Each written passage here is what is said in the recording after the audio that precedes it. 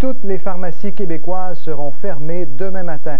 Les pharmaciens propriétaires ont choisi de protester ainsi contre la loi spéciale qui sera adoptée au même moment par l'Assemblée nationale. Cette loi vise à les forcer à assurer les services pharmaceutiques au Québec. Les pharmaciens vont s'y conformer, mais ils pourraient la contester devant les tribunaux. Malheureusement, nous devrons aller en loi spéciale. Le gouvernement a tranché. Les 3 200 000 personnes âgées et bénéficiaires de l'aide sociale qui profitent du régime public d'assurance médicaments n'ont plus à s'inquiéter. Ils vont continuer d'obtenir leurs médicaments gratuitement. Les pharmaciens propriétaires vont honorer le régime de force. C'est la vie de ces personnes qui peut être en cause. Donc, j'accepte d'aller vers une loi spéciale dans ces circonstances. Les pharmaciens n'ont pas l'intention de défier la loi spéciale, mais ils vont manifester à leur manière. L'ensemble des pharmacies, sinon toutes les pharmacies, seront fermées toute l'avant-midi de demain et n'ouvriront qu'à midi, en signe de deuil pour les pharmaciens du Québec. Les deux parties étaient pourtant d'accord pour nommer un médiateur. J'ai donc proposé une médiation, dans le sens d'ailleurs de ce qu'avait suggéré, je crois, le chef de l'opposition. Une médiation pouvant s'étendre sur une période de 2 mois. Je ne vois pas ce que 2 mois de plus donnerait. 2 jours de bonne foi serait mieux que 2 mois d'obstination, même déguisée en médiation. On est en train d'avoir une loi spéciale parce que des parties ne sont pas entendues sur le délai d'une médiation. C'est un peu loufoque. Les pharmaciens ne voulaient pas d'une médiation de 2 mois. Ils avaient accepté de reporter leurs moyens de pression d'1 semaine, 10 jours, tout au plus. C'est que dans 10 jours, nous changerons de premier ministre. Alors, il n'y a rien de possible pendant les semaines qui suivront. Ce qui fait dire au chef libéral Jean Charest que si Bernard Landry s'était personnellement engagé envers les pharmaciens, la négociation aurait sans doute abouti. Maintenant, le dernier geste parlementaire de Lucien Bouchard sera l'adoption d'une loi spéciale. Et cela se fera sous les huées des pharmaciens qui vont venir manifester demain à l'Assemblée nationale. Sophie Langlois, Radio-Canada, Québec. 3 cadres d'entreprises qui poursuivent Hydro-Québec pour les dommages de la tempête de pluie verglaçante de 1998 sont aussi membres du conseil d'administration de la société d'État. Une situation conflictuelle dont ils ont informé Hydro il y a à peine 1 mois. À cause des ruptures de courant lors des tempêtes de verglas de janvier 1998, Hydro-Québec fait maintenant l'objet de poursuites totalisant 316 millions de dollars de la part d'une dizaine de compagnies d'assurance et d'une dizaine d'entreprises. Parmi celles-ci, la compagnie d'assurance AXA, qui a pignon sur rue à Montréal, les imprimeries Québecor et le groupe Canam-Manac. Ces 3 entreprises qui poursuivent Hydro-Québec ont des représentants au conseil d'administration d'Hydro depuis 1997. Yvon Lamontagne, chargé de mission auprès du président d'AXA, Charles Cavell, PDG des imprimeries Québecor, et Pierre Bourgie, administrateur de Canam-Manac. Depuis 1998, aucun de ces administrateurs d'entreprises privées n'avait prévenu le Conseil d'Hydro-Québec de la possibilité que leurs entreprises poursuivent la société d'État. Or, depuis 1998, ces administrateurs ont été en position d'obtenir des informations techniques et juridiques sur l'après-verglas qui aurait pu servir les intérêts des entreprises qu'ils représentent. Nous avons tenté d'obtenir des entrevues de chacun de ces administrateurs à la caméra et tous ont refusé. Yvon Lamontagne, qui dit n'avoir jamais été mis au courant de la poursuite de 62 millions d'AXA contre Hydro-Québec. Charles Cavell, qui se refuse à tout commentaire. Enfin, Pierre Bourgie soutient qu'il n'a jamais eu vent de la poursuite de Canam-Manac contre Hydro-Québec. Le 9 février, soit 1 mois après le dépôt des dernières poursuites, un comité spécial du Conseil d'Hydro a été créé pour gérer ces poursuites. Messieurs Lamontagne, Cavell et Bourgie en sont exclus. Michel Morin, Radio-Canada, Montréal. Les policiers de la GRC ont démantelé le plus important laboratoire de drogue ecstasy jamais découvert au pays. Ça s'est passé près de Mont-Laurier, dans les Hautes-Laurentides. Le laboratoire produisait environ 65 000 comprimés par semaine, assez, selon les policiers, pour alimenter une bonne partie du marché canadien. C'est à l'abri des regards indiscrets à quelques kilomètres à l'intérieur des terres à des ruisseaux près de Mont-Laurier qu'opérait ce laboratoire. Bien que dans un état de délabrement apparent, ce labo pouvait produire jusqu'à 65 000 comprimés d'ecstasy par semaine. On a même retrouvé sur place suffisamment de produits chimiques et de solvants de toute nature pour pouvoir produire au moins 800 000 de ces comprimés bien populaires dans les parties rave en Amérique du Nord.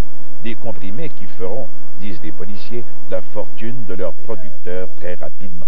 Le coût de production d'un comprimé d'ecstasy est environ 20 sous et on le revend 30 $ sur le marché. Le potentiel est plus élevé que ce qu'on a saisi toute l'année passée dans les importations par les ports. Parmi les 6 personnes arrêtées, une seule possède un casier judiciaire. Les autres, membres d'une même famille, frères, beaux-frères, cousins, n'avaient aucun emploi connu. 2 des 6 individus ont été arrêtés sur place là où tout pouvait exploser, disent les policiers, à tout moment. Souvent, une étincelle, un accident aurait pu mettre la vie de plusieurs personnes en danger. Les policiers ont par ailleurs déploré le fait que la plupart des produits qui entrent dans la fabrication de l'ecstasy peuvent être achetés en vente libre au Canada sans difficulté. Aux États-Unis, c'est très difficile de fabriquer ça. Parce que tous les solvants, les acides, etc., c'est tout réglementé. Ce laboratoire était à ce point important qu'il pouvait fournir dans son marché de distribution le Canada et même une partie des États-Unis.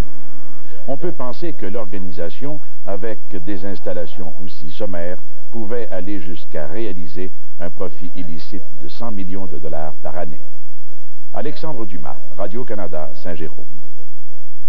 5 hommes ont été arrêtés relativement au vol d'alcool d'une valeur d'1,5 million de dollars fin janvier à l'entrepôt de la compagnie Seagram de La Salle, tout près de Montréal. Les voleurs avaient chargé 4 camionnettes de cartons d'alcool avant de prendre la fuite. Les policiers ont procédé à 4 perquisitions à Saint-Jérôme, Montréal et ses environs. Ils ont récupéré environ le quart de la marchandise volée et plusieurs véhicules. Les 5 suspects âgés de 27 à 44 ans comparaîtront demain. D'autres arrestations pourraient intervenir sous peu. Les 8 motards arrêtés jeudi dans un hôtel de Montréal ont été condamnés à 1 an de prison après avoir plaidé coupable à une accusation de possession d'armes à feu à autorisation restreinte. La Couronne a accepté de ne pas déposer d'accusation de gangstérisme, comme c'était son intention. 5 des coupables sont membres des Nomades, le groupe d'élite des Hells Angels, dirigé par Maurice Boucher. C'est par hasard que l'état-major des Nomades, le groupe d'élite des Hells Angels, a été arrêté jeudi dernier. Les policiers surveillaient un membre d'un club affilié qui les a conduits aux 8 motards en pleine réunion. Ils étaient tous armés. 4 accusations relatives aux armes à feu ont été déposées contre chacun d'entre eux. Moins d'1 semaine après leur arrestation, les 8 accusés ont plaidé coupables à un seul chef d'accusation de possession d'armes à autorisation restreinte.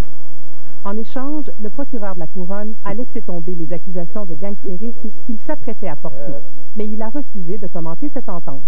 C'est un choix du procureur général, tout simplement. Et compte tenu du plaidoyer qui fait vivre. Les 8 accusés ont écopé de la peine minimale d'1 an de prison. Leur avocat semblait satisfait de la conclusion de l'affaire. Nous avons fait des représentations conséquentes. La Couronne a décidé du chef sur lequel elle voulait avoir un plaidoyer. Et c'est sur ce chef-là que c'était fait. Pour le reste, c'est Maître Vincent qui devrait vous expliquer ses motivations. Pendant que les Nomades prenaient le chemin des cellules, leur chef, Maurice Boucher, tentait toujours de convaincre le tribunal que la décision de Québec de le détenir à la prison Tanguay est arbitraire. On ne pouvait pas prendre une personne et tout d'un coup, sans que l'argumentation le prévoie, je dirais le sélectionner littéralement, le placer dans un endroit isolé des autres, en disant tout simplement, écoutez, c'est de la détention régulière. L'avocat ajoute que cette décision ne s'appuie sur aucun règlement. Le procureur général du Québec l'admet, mais il soutient que ce cas est unique et particulier. Maurice Boucher est accusé des meurtres de 2 gardiens de prison. Son organisation voulait déstabiliser le système judiciaire, a plaidé l'avocat. Selon lui, ça justifie les précautions spéciales prises par le gouvernement. La Cour rendra sa décision au début de la semaine prochaine. Isabelle Richer, Radio-Canada, Montréal. En Estrie, le bunker occupé jusqu'à récemment par les Evil Ones, un club-école des Hells Angels, a été acquis par un de leurs sympathisants. Selon le quotidien La Voix de l'Est, André Piotrowski a déjà eu des démêlés avec la justice. Il a été condamné en 1999 pour complot à 14 mois de prison avec sursis. Il y a quelques semaines, il avait transformé sa maison de Granby en bunker. Piotrowski aurait des liens avec Stéphane Crête, un des membres des Evil Ones, qui aurait récemment menacé de mort des policiers dans un bar de Granby. Au procès de Dave Hilton, maintenant, les plaidoiries ont pris fin ce matin et la juge Rolande Matt rendra son verdict le 16 mars. 9 chefs d'accusation de nature sexuelle pèsent contre le boxeur. Ce matin, l'avocat de Dave Hilton a tenté de mettre en doute le témoignage des 2 présumées victimes, des mineurs. Mais la procureure de la Couronne rétorque que les adolescentes ne se sont jamais contredites. La météo maintenant avec Jocelyne Blouin qu'on retrouve à l'instant. Bonsoir Jocelyne. Bonsoir. Alors ce froid, il va persister dans l'Est? Oui, tout à fait. Donc il y a des avertissements de froid cinglant pour plusieurs régions du Québec, le nord du Nouveau-Brunswick, l'île du Prince-Édouard, le nord de la Nouvelle-Écosse, l'île du Cap-Breton, les îles de la Madeleine. Donc c'est vraiment très très froid. Alors on va aller voir tout de suite le système. Donc la dépression est rendue sur le Labrador. Le front froid, comme vous voyez tout à fait à droite de votre écran, a déjà traversé pendant la journée aujourd'hui la Nouvelle-Écosse et il se trouve sur la partie ouest de Terre-Neuve. Bon, alors je vais vous mettre maintenant les isobars, c'est-à-dire si vous suivez ces lignes, la pression est toujours la même le long de ces lignes. Mais la raison pour laquelle je vous les indique, c'est que les vents ont tendance à suivre ces lignes-là. Et plus elles sont rapprochées, plus ils ventent fort. Donc vous allez voir qu'ils ventent vraiment beaucoup sur la partie centre et est du Québec, et une partie aussi des provinces atlantiques. Et ça ne va pas s'améliorer. En fait, ces vents vont s'intensifier pendant la nuit dans l'est, ce qui veut dire que le refroidissement éolien va être vraiment très important. Et puis, il y a l'anticyclone là sur les Grands Lacs qui va apporter du beau temps finalement pour demain au Québec. Alors, vous voyez que la zone de vent se déplace de plus en plus vers l'est. Là, c'est la position demain matin et finalement demain soir. Et là, il y a la petite perturbation, la petite dépression qui arrive sur les Grands Lacs demain soir et qui va apporter un peu de neige, qui va donner quelques centimètres de neige en Ontario. On va regarder les prévisions là, en détail. Donc, pour les provinces atlantiques, ils ventent fort aux îles de la Madeleine, Saint-Jean-Terre-Neuve, des vents de 50 à 70 km/h. Dans ces régions, surtout aux îles de la Madeleine, là, du froid intense, surtout demain matin. Alors, des percées de soleil pour les 2 régions, quelques averses de neige, particulièrement Saint-Jean-Terre-Neuve. Moncton et Halifax, il y aura du beau temps et les vents vont diminuer beaucoup au cours de la matinée demain. Donc, ils vont devenir beaucoup plus faibles pendant la matinée. Pour l'est du Québec, c'est venteux. Cette nuit, demain matin aussi, ensoleillé avec passage nuageux. Cependant, c'est une belle journée. Pour le centre du Québec, c'est du beau temps aussi. Avertissement de froid intense pour le Saguenay-Lac-Saint-Jean. Les vents vont diminuer d'intensité, mais seulement demain après-midi. Donc, ça va être assez venteux encore demain matin. Pour les régions du sud-ouest du Québec aussi, c'est du beau temps, mais dans l'Outaouais et les Laurentides, on attend un ennuagement graduel qui commence en après-midi demain. Et ça va être surtout demain soir, en fin de soirée à Hull. Il pourrait y avoir un petit peu de neige dans cette région. Maintenant, pour les régions du nord-ouest du Québec, c'est un avertissement de froid intense pour cette nuit, demain matin aussi. Il fait déjà moins 32 à Chibougamau, alors c'est possible que le minimum soit plus froid que moins 34 là, cette nuit. Abitibi-Témiscamingue, ennuagement demain, suivi de faible neige là, plus tard en après-midi. Maintenant, en Ontario, de la faible neige en général, donc c'est un ennuagement et la faible neige commence en général en après-midi. Alors 2 à 4 cm, c'est pas beaucoup là, c'est vraiment de la faible neige dans ces régions. Dans l'ouest du pays, à Winnipeg, ça va être très venteux demain matin, des vents de 30 à 50 km/h. Un ciel variable. Regina, il fait beau, Whitehorse, Yellowknife, Edmonton aussi un ciel variable. Et à Vancouver, ce sera nuageux avec une possibilité de pluie, probabilité quand même assez élevée, autour de entre 40 et 60 %. Maintenant, dans le Grand Nord, de la faible neige intermittente, mais à Iqaluit, il va venter du secteur est à 60 à 80 km/h. Donc, il va y avoir énormément de poudrerie là-bas. Et même si les températures montent un petit peu, ça va quand même être très froid à cause du vent. Donc, vigilance pour demain. Tout à fait. Merci, Jocelyne. À demain. Au revoir. Québec veut revoir de fond en comble l'enseignement de l'anglais dans la province. Le bonheur, c'est la mer, lorsque revient l'été. Pour une meilleure retraite, ça prend le REER du Fonds de solidarité FTQ.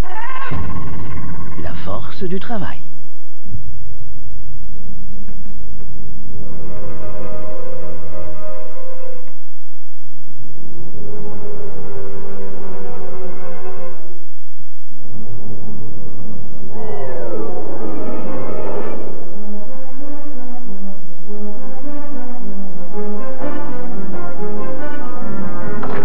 Ne vous laissez pas prendre au dépourvu. reflux. Imodium avancé soulage rapidement la diarrhée et les gaz.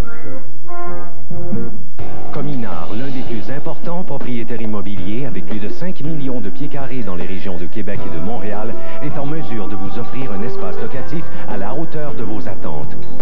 Que ce soit pour un espace à bureau, commercial ou industriel, Cominard répond à vos besoins et davantage grâce à son département d'architecture et de design. Cominard dispose également d'équipes mobiles pour répondre à vos demandes de services 7 jours sur 7. Vous avez des projets? Faisons affaire ensemble. Ceci n'est pas Febreze, c'est le nouveau Febreze Deep Clean. Ce Febreze pénètre plus à fond dans les tissus et les tapis pour chasser en profondeur les odeurs enfouies, même les odeurs causées par les moisissures, l'humidité et les bactéries. Le nouveau Febreze Deep Clean, plus à fond, c'est plus propre. Ce divan est plein d'histoires. Ça sent. Oh, pour plaire à mes du ciné, le nouveau Febreze longue durée garde plus longtemps une odeur de plus grande propreté. Le nouveau Febreze longue durée, pour plaire plus longtemps. Le bonheur, c'est la mer, lorsque revient l'été. Pour un plus gros remboursement d'impôts, ça prend le REER du Fonds de solidarité FTQ. La force du travail.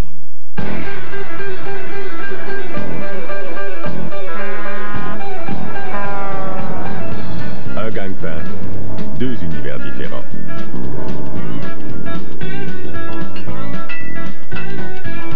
Une seule passion, la route. Voyez deux grands reportages sur la vie de routier québécois et américain vus par la télévision française. Asphalt Cowboy et les pistards de tous les dangers, les 1er et 2 mars sur RDI.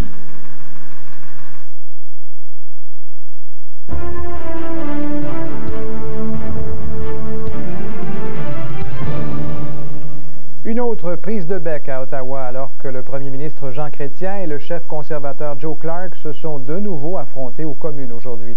Au cœur du débat, le prêt octroyé à l'auberge Grand-Mère. Joe Clark demande plus d'explications et Jean Chrétien ne mâche pas ses mots. D'un côté, Jean Chrétien. De l'autre, Joe Clark. La balle est avec lui, c'est pour lui à décider. Depuis 2 jours, avec comme toile de fond l'affaire de l'auberge Grand-Mère, cela ressemble de plus en plus ici à une partie de bras de fer entre 2 vieux politiciens. Voulant reprendre l'initiative, Jean Chrétien a décidé de se lever et de répondre à Joe Clark, qui l'accusait la veille d'avoir menti en cachant l'implication dans le dossier de l'auberge Grand-Mère d'un de ses anciens employés, maintenant vice-président de la Banque de développement. Je réaffirme encore une fois que lorsqu'il travaillait pour moi, M. Carl n'a rien eu à voir avec ce prêt. Et lorsque le prêt était fait en 97, il était à mon emploi. Une explication qui n'a fait qu'énerver encore un peu plus le chef conservateur. Nous ne parlons pas uniquement du dossier du prêt, mais bien celui du cover-up qui a suivi pour camoufler l'implication du premier ministre, a lancé Joe Clark. Vous êtes jaloux, a répliqué Jean Chrétien. Vous n'arrivez pas à trouver un vrai scandale alors que votre gouvernement conservateur en avait un par mois. Bref, dérapage et insultes de part et d'autre. Joe Clark, qui s'était fait accuser la veille de mener une chasse aux sorcières à la McCarthy, et Jean Chrétien aujourd'hui, dit Gilles Duceppe, qui a aussi son équivalent américain. C'est le premier ministre qui ressemble de plus en plus à Richard Nixon, M. le Président. Pour Jean Chrétien, tout cela n'est que du temps perdu, parce que tant son conseiller en éthique que la police l'ont blanchi. Mais tant que Joe Clark n'aura pas toutes les preuves qu'il réclame devant lui, il voudra que la partie continue. Patrice Roy, Radio-Canada, Ottawa. Le premier ministre britannique Tony Blair est arrivé ce soir à Ottawa en compagnie de son épouse. Il s'agit de sa première visite officielle au Canada depuis son élection en 1997. M. Blair s'adressera demain aux représentants des 2 chambres à l'occasion d'une séance spéciale des communes. Il rencontrera ensuite le premier ministre Jean Chrétien. Les 2 hommes devraient s'entretenir notamment du projet américain de bouclier antimissile. Tony Blair se rendra ensuite à Washington rencontrer pour la première fois le président Bush. L'Alberta poursuit le gouvernement fédéral pour $1,5 milliard. La province veut récupérer des redevances pétrolières non perçues. L'histoire remonte aux années 30. Le fédéral vend environ 220 terres à rabais à d'anciens combattants. On y trouve du pétrole et Ottawa tirera de l'exploitation du pétrole des redevances. Or, l'Alberta prétend que cette richesse souterraine, puisée sur son territoire, relève de sa juridiction. Une poursuite d'1 demi-milliard de dollars qui a pour point de départ la Première Guerre mondiale. À l'époque, des milliers de soldats canadiens reviennent d'Europe. Le gouvernement fédéral leur offre des terres à prix réduit, dont plusieurs d'entre elles se trouvent dans l'Ouest canadien. Comme l'explique ce politologue de l'Université de l'Alberta, à ce moment-là, les ressources naturelles souterraines appartiennent à la couronne. Eh bien, ce qu'il faut reconnaître dans tout cela, c'est que dans l'Ouest et au Manitoba, Saskatchewan, en Alberta, jusqu'à 1930, le fédéral avait de fait le contrôle, la responsabilité pour les ressources naturelles. Mais en 1930, les choses changent. Le fédéral donne à ces 3 jeunes provinces les mêmes droits qu'aux autres, ce qui inclut la possession des ressources naturelles souterraines et évidemment les redevances qui vont avec leur extraction. Mais il y a des exceptions. Donc on a transféré les ressources naturelles aux provinces, ces 3 provinces, sauf pour les terres qui étaient garanties par la loi d'établissement de soldats. Jusqu'au début des années 90, le fédéral perçoit pour 428 millions de dollars en redevances pétrolières sur plus de 220 terres appartenant à d'anciens combattants. Aujourd'hui, la province dit que ces millions de dollars lui appartiennent.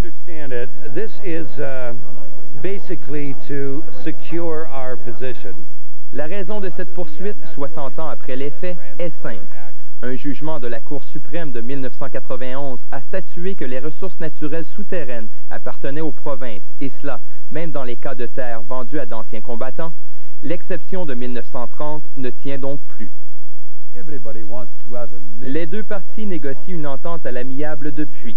La poursuite du gouvernement de l'Alberta a été déposée cette semaine. Une limite de 10 ans après un jugement s'applique dans des cas de poursuite comme celle-ci. Yvan Côté, Radio-Canada, Edmonton. L'anglais prendra plus de place dans l'enseignement au Québec. Radio-Canada a appris que le gouvernement réformera en profondeur son programme d'anglais langue seconde dans les écoles primaires et secondaires. Une réforme qui coûtera plus de 100 millions de dollars. Une réforme en profondeur de l'enseignement de l'anglais langue seconde s'impose et le groupe de travail sur l'enseignement de l'anglais mandaté par le ministère de l'Éducation croit qu'il y a urgence d'agir. Si on veut vraiment avoir des changements, il faut d'abord repenser la façon dont on distribue les heures d'enseignement. Le rapport du groupe de travail dont Radio-Canada a obtenu copie met d'abord l'accent sur le nombre d'heures de cours. Les experts estiment qu'à partir du 2e cycle du primaire, l'anglais langue seconde devrait être considéré comme une matière principale, au même titre que le français et les mathématiques. Mais pour éviter de réduire les heures allouées aux autres matières, on propose de faire passer la semaine de classe de 23h30 à 25 heures, ce qui entraînera l'embauche de centaines de nouveaux professeurs. Mais tout cela ne règle qu'une partie du problème. Il faut repenser la façon dont on encadre l'enseignante. Il s'agit d'un défi de taille. Au secondaire, par exemple, moins de la moitié des professeurs sont titulaires d'un brevet d'enseignement de l'anglais langue seconde. Le groupe de travail recommande que des fonds soient mis à la disposition des commissions scolaires pour la mise à niveau des professeurs dont les compétences en anglais sont insuffisantes, de faciliter le recrutement par les écoles francophones d'enseignants anglophones. Le ministre de l'Éducation a en main ces recommandations qui ont reçu l'aval de ses fonctionnaires. Mais 2 choses l'arrêtent. D'une part, l'ampleur des coûts, un peu plus de 100 millions de dollars. D'autre part, le caractère épineux du dossier linguistique. Maxime Bertrand, Radio-Canada, Montréal. À Sainte-Foy, près de Québec, le ministre de l'Éducation François Legault et l'Université Laval ont signé un contrat de performance. L'université recevra 87,5 millions de dollars de plus pour les 3 prochaines années, ce qui augmente son financement annuel de 20 %. En contrepartie, l'université s'engage à hausser son taux de diplomation de 74 à 80 % d'ici 7 ans. Québec a ainsi signé des contrats de performance avec 7 des 18 universités québécoises. À Québec, à 2 mois du sommet des Amériques, l'inquiétude gagne les commerçants qui ont encore en mémoire les émeutes de la Saint-Jean. Plusieurs commerçants du Vieux-Québec craignent les actes de vandalisme lors du sommet surtout ceux qui sont juste à l'extérieur du périmètre de sécurité. Ils ont d'ailleurs entrepris de protéger leurs magasins. Les commerçants du Vieux-Québec ont encore un bien mauvais souvenir de cette fête de la Saint-Jean 1996. À l'approche du sommet des Amériques, ils craignent les manifestants. Surtout moi, sur le coin de la rue Saint-Jean d'Auteuil, là où ils ont tout cassé les vitrines pour le simple plaisir de briser. Alors, M. Biron aurait souhaité que son commerce soit intégré dans le périmètre de sécurité. Avec les grandes vitrines que nous avons ici à la Corriveau et aussi chez Aventure Eldorado sur la rue Saint-Jean, c'est quand même des vitrines de 12 pieds de haut. On va être obligé de prendre des précautions. Je ne veux pas dire des plywood, mais hélas, ça peut aller jusqu'à là. Certains commerçants songent à se procurer des pellicules protectrices pour les vitres. Cet entrepreneur de Charlesbourg a déjà reçu plusieurs appels de commerçants inquiets. C'est une pellicule de sécurité. C'est fait à base de Mylar. C'est du 14 millième d'épaisseur. C'est une pellicule qui est faite pour pas empêcher le verre de casser, mais pour le maintenir en place s'il y a une tentative d'effraction. Même forcée, la pellicule tiendra le coup, empêchant les vandales de pénétrer les commerces. D'autres systèmes de protection plus visibles peuvent aussi être installés. Quand on ferme la boutique, on ramène le grillage puis on met un cadenas. Là. Au niveau des grillages, bien, ça protège toutes les fenêtres. Ça fait que ça empêche toute personne de rentrer. C'est quand même sécuritaire. Protection ou pas, les commerçants demeurent dans le doute. Comme les policiers, les médias, les participants au sommet ou au contre-sommet, personne ne peut prédire exactement ce qui se passera lors du sommet des Amériques. Julie Saint-Hilaire, Radio-Canada, Québec. Et puis, une seule Canadienne a fait mouche à la 43e remise des trophées Grammys. En fait, c'était la 43e. C'est la chanteuse Joni Mitchell qui a remporté le Grammy du meilleur album pop traditionnel. Le grand gagnant de la soirée, le groupe U2, qui a raflé les statuettes du meilleur groupe rock, meilleure chanson, meilleur album pour Beautiful Day. Le controversé rappeur Eminem est reparti avec 3 trophées et son duo sur scène avec Elton John s'est terminé par une accolade. Voilà, c'était le Canada aujourd'hui. Ici Benoît Quentin à Toronto. Marius Brisson sera de retour demain soir. Au nom de toute l'équipe, merci de votre attention. À demain, 22h30, heure de l'Est. Au revoir.